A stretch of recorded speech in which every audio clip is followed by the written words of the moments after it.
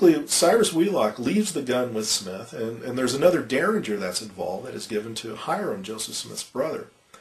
And as they were there in the jail, they were waiting, for this thing to all be settled. And there's another section in Joseph Smith's story where he talks about how they were, had a very heavy spirit. I mean, it was probably a very depressing time for them because they know the situation does not look very good for them. And so they order some wine to be brought to the jail. And Smith admits that this wine was not for sacrament purposes, but that it was to relieve their spirits, and so it was actually meant to, I guess, to be somewhat intoxicating, to make them feel better, which is kind of odd because Mormons aren't supposed to drink alcoholic beverages, but yet it seems perfectly okay for Joseph Smith to do that. Eventually, the jail is approached by a mob. How many are in the mob, we really don't know. Again, the numbers fluctuate. Some say as many as 200 people, were involved in this mob. And a group of men go up the stairs towards the upstairs room where Joseph Smith was being held, and they're rushing the door. Now, you have to understand the jail cell that Joseph Smith was in did not have bars on it. It had merely a door, and the door didn't even latch. It was warped, and the lock didn't really even work. So I remember the first time that I went to the Carthage jail was back in the 1980s, and we had a tour guide by the name of Elder Salt from Salt Lake City. I mean, it's hard to forget that name. And I remember Elder Salt telling us the story of how the only defense that Joseph Smith and the others that were in the jail cell with him had was by holding themselves against the door and fighting off their attackers with their walking sticks. And he repeats this, 3 times. The only defense they had was by holding themselves against the door and fighting off their attackers with their walking sticks. And after telling this very emotional story, and we were the only non-Mormons there, and the rest of the people in there were all a group from BYU. That it was a busload of BYU students that had just been dropped off. And so while he tells this story and he bears his testimony to the truthfulness of it, and of course there's this resounding amen, and then he says, "Are there any questions?" So I raised my hand, and I says, "You'd mentioned 3 times that the only defense that Joseph Smith and the others had was by holding themselves against the door and fighting off their attackers with their walking sticks."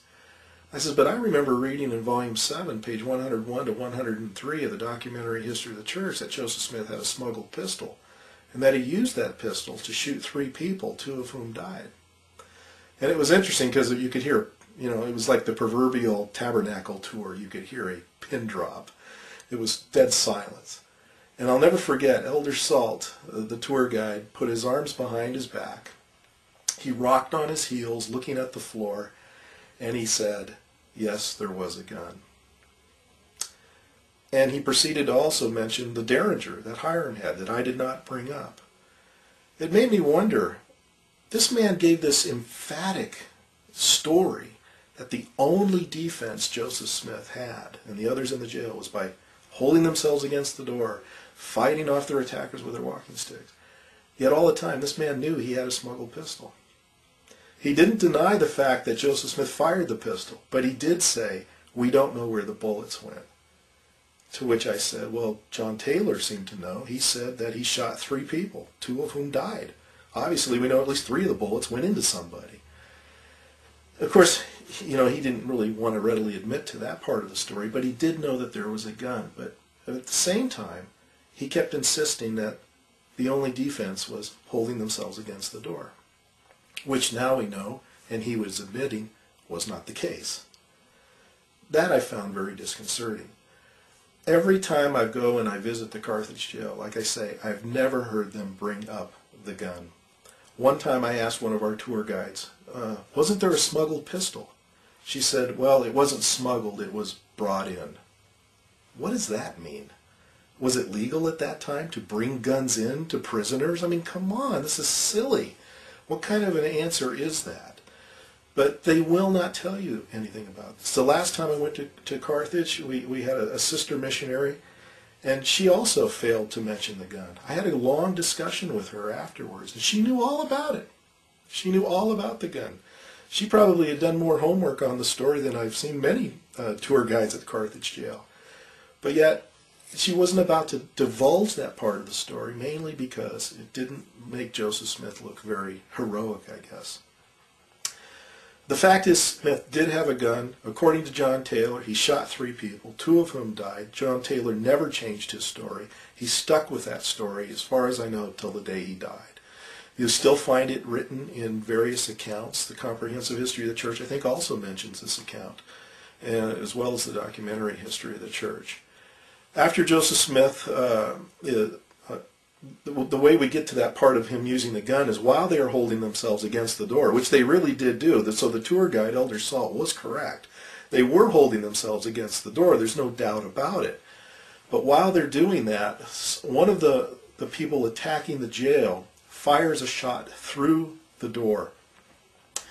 The bullet penetrates Hiram's face about near the bridge of the nose.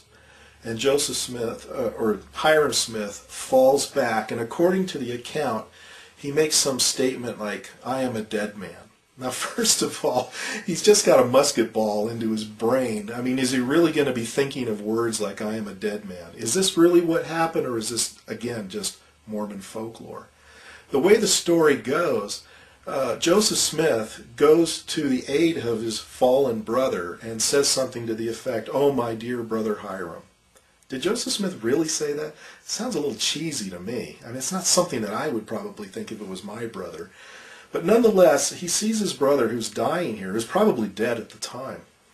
And so at that time, according to John Taylor's account, Joseph Smith grabs the pistol that's in his pants pocket, and he sticks his arm through the door and fires off these 3 rounds. And so this is where he shoots them. Joseph Smith afterwards realizes that this is pretty much a lost cause, so he's going to try to escape going out the window. Now you have to understand, this jail is pretty thick. You know, I forget exactly how thick the walls are, but you have to basically go up on a ledge to get to the window. And when he goes to the window, there's a mob. Part of the mob is waiting outside for him, and they're firing through the glass, and Smith is hit by the bullets. I think he was hit 4 times. Once in the chest, a couple times in the back, and I can't remember where the other bullet went. But nonetheless, he's fired upon by the mob outside, and he falls out the window, and he dies. What's interesting about all this is when I was at the Carthage jail the first time, back in the 1980s, I knew that there was a blood stain that was on the floor. And I knew also that there used to be a glass frame that covered the blood stain. I knew this for a fact because I'd actually seen pictures of it, and we have a picture of it on our website. I learned this through some friends of ours, of my wife and I, who had gone to the Carthage jail back in the 60s when this frame was still in place. And they were told at the time that it was covering the blood of Joseph Smith. Okay. Now, anybody who knows the history of this story would know that that could not have been the blood of Joseph Smith. The blood happened to be around 6 or 7 feet away from the door, about the length of a man. So when you think about it, that was probably the blood of Hiram. That was in the wood and wouldn't come out. The blood soaked into the, I think the floor was made of an oak, and so it stained the floor. When I went and asked about the blood stain, of course there was no frame on the ground to even know where it was, but Elder Salt knew about it, and he pointed it out to me. It happened to be in between 2 benches, so you would have walked right on top of it without even knowing it was there. And he pointed it out to me and told me that that was the sacred blood of Hiram. That would make more sense, that would be Hiram's blood, because if he was shot near the door and he fell back, that's probably about where his head would have been. Joseph Smith, it could not have been his blood because he was shot over by the window. There's no way that much blood would get over, so many feet away. It was impossible. It wouldn't have happened. But that was the story that I was given.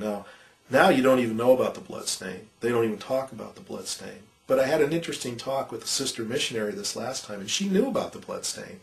She told me, and I haven't verified the story, but she told me that it was Spencer Kimball, President Spencer Kimball, who tried to make a concerted effort to get rid of the blood stain. But it's still there. You can still faintly see the outline of the blood stain in the ground, in the floor, but they just don't talk about it.